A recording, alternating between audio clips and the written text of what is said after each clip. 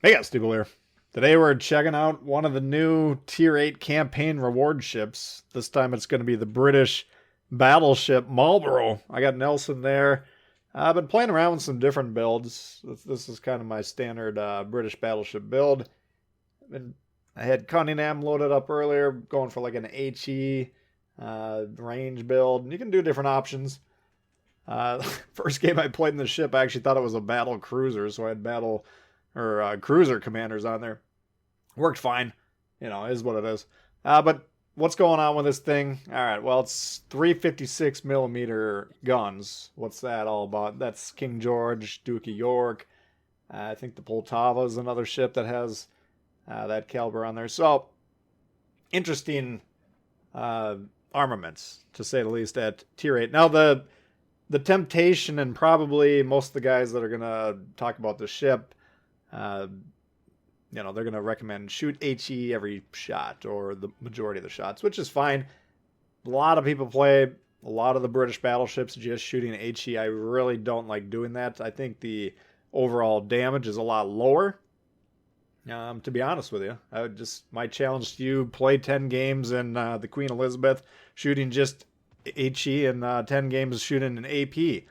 Okay, and see what you come up with. Now, you can have some difficulty with some of these British battleships because the shell fuse timer on there is shorter, so you might not necessarily get a lot of citadels just because the shells are detonating before the citadel itself is penetrated. At least that's how I've traditionally understood it. But what you can do is adjust your aim point, right? You can aim up and you can kind of shoot them as though you're shooting HE shells, kind of trying to hit top of the hull into the superstructure for shooting battleships. Cruisers, if they're broadside, of course, we'd want to be shooting waterline, or angled, we can try and get more up into the superstructure. Destroyers, you're going to want to shoot with HE. So this game, I'm going to be actively trying to switch between the shells. I think a lot of the games I've been playing with this ship tonight, that's kind of my game plan, right? I'm either testing, okay, I'm shooting all HE, shooting all AP, or trying to actively switch back and forth, which is what I think they're kind of designed to do. But honestly, if you're going to pick one shell or the other, I would probably shoot AP. So that's kind of my recommendation. But you're going to have to play around with it. A lot of these early access previews that I give you guys, it takes me. I try and play about 10 games with each ship just so I kind of have a pretty good feel for them. But sometimes it actually takes me more games than not to figure it out, and this is one of them because the guns require a lot of testing. Armor pretty good. I think we got 32 in the front and back. But what we want to do is keep an eye on the diagram there, the firing angles. Look at the right now I'm in a defensive angled position, but of course the front two guns aren't going to be firing. Now we do have 4 guns per turret. All right, so kind of the idea between what we're actually sending down range, high volume, accuracy. I don't know, and I got some accuracy buffs on this build here. It's not purely accuracy build on my Cunningham build that I referenced earlier. I was going for that. I had Cunningham's base trait, of course, is grouping. I went in all in on slot 1 and 3. Put on Scharnhorst, which is dispersion, and the Yacchino Italian guy, which is another grouping guy. So on that build, the shells look pretty dang good. I'm going to be honest with you, but that's extremely invested into the accuracy, right? Most people wouldn't even have all those assets in terms of particularly the Scharnhorst commander. But if you got Cunningham, you want to pair him with Yacchino and maybe Kedrov or D. Ravel or whatever Pablo's last name is for a reload. Those could be interesting because we do have very good fast reload on this. I think it's probably about 22, 23 seconds, something like that. So you can put down the firepower. You got a high volume of shots per trigger pull. You just got to keep in mind if we're firing those full salvos, the damage that we could potentially take is going to be fairly robust. So we would need to be very careful about that. You got to kind of be a little cruiser-esque with your positioning, but you still want to be in position because with these quicker reloads, especially if you're going to be playing an HE focused build, you need to be firing on contact throughout the entire, or on reload rather, throughout the entirety of the match because the raw damage with the HE, sure, some salvos you'll see something like 10, 12,000 damage, pretty impressive. Sure, some salvos you'll see a couple fires, but usually it's not going to be that high. Usually it might be a couple 2,000, 3,000. damage, and if you're lucky, you get a fire. Okay, so HE, yeah, might be a little bit more consistent, but it's consistently low. All right, so I would definitely, if you do go the Marlborough route, and I played about 10 games in this, I played about 1 or 2 in the Marco Polo, I would probably going to go with the Marlborough early. I do need more testing, of course, with the Marco Polo. And now that I'm saying this out loud, I realize that I'm going to probably have both the ships anyway. So I won't have to make that decision. But if I was going to recommend after, a few hours sitting around tonight, and again, with the focus on the Marlborough, so far I'm liking this one a little bit better.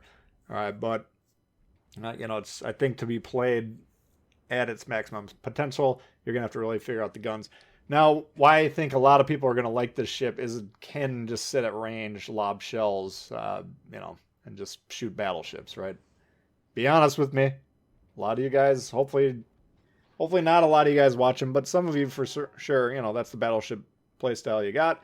I'm trying to talk you out of that. I'm trying to get you to be a little bit more active with your positioning and whatever else. That's a long-term project, though. But if that's you sitting there as the viewer saying, yeah, I kind of like to sit down range and just fling shells down towards the other guys, this is probably going to be the one you want to do, okay? You got a lot of firepower. You can get the good HE damage, good consistent damage. It's going to be more reliable for you than slinging AP shells down at the Yamato that's pointing nose in at you 20 kilometers away. So you can probably have some more fun with this. But jumping into this game here now, you can see we've wrapped up A. We've been trying to pressure these destroyers, my God. And I got the secondary mod set up right there. I need to switch that because I don't really have a secondary focus on this build. I can't remember off the top of my head if we can switch that. But I think the AA situation on this is pretty good to begin with. Maybe throwing a fighter plane on there wouldn't be a good option. If we're stuck with the secondary mod, I apologize, I don't know off the top of my head. Then you can just stick with it. Heals, good and robust. Yeah, robust British heals. So if you take a lot of light damage, that's, fire damage, flood damage, and, a lot of non-citadel shots, that tends to be light damage. You can heal that. You can heal it quite a bit, right? If you're getting whacked around, you're showing the broadside, trying to get full salvos in, you're taking some citadel shots. Can't heal that damage, of course. Here, we're going to be coming around here. I'm trying to stock this Yamato. I'm saying to myself, okay, game's decent. Maybe we're showing a lot of different shells. Maybe this would be a good one to show. I want to show a point blank AP salvo or two into the Yamato, though. That would go ahead and highlight just what we're talking about. So he's angling away there. Note the aim point, top of the hull, and nice, not too bad. Just shy of just over 21,000, I should say. And that was with a relatively angled Yamato. You can see on the map there. We probably weren't going to get citadels, especially with the aim point being in the nose.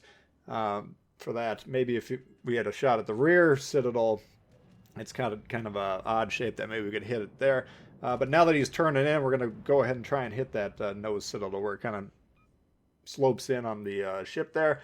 We've pointed it out on the bull bites and other videos on this channel where the Yamato's aim point is. And he's just complying. He's still a broadside, so we'll get the back guns going there. Whack him hard. Don't quite get him. All right. But here we're going to disengage, try and play it safe, and then we want to capture the base, boost our score a little bit. So you can see there, shorter fuse or not, and I don't know for a fact that these are, but typically a lot of the British AP shells are. You're just going to see less citadels on average, okay, as a nation. That's just kind of the way it's always been. But in that situation, no problem. And you can see what do we have? We almost doubled our damage in about 30 seconds, 2 pulls of the trigger, whatever it was.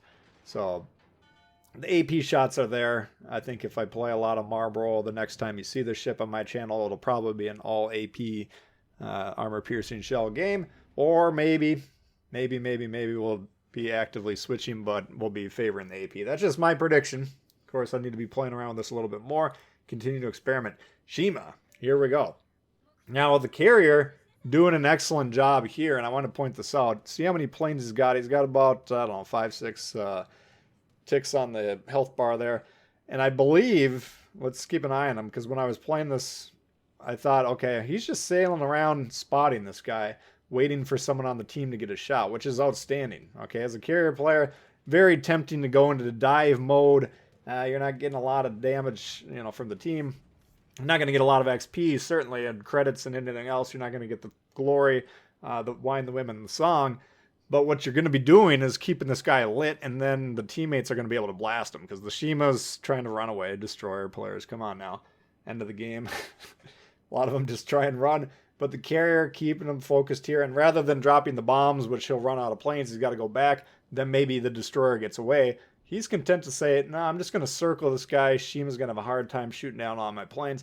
And by the way, my team's going to start getting some shots on him, and we're going to get our revenge on the Shima. So appreciate that. I'm actually going to give him a thank you. I was hoping to show you one more glorious HE shot and kill him, take out half his health in one shot.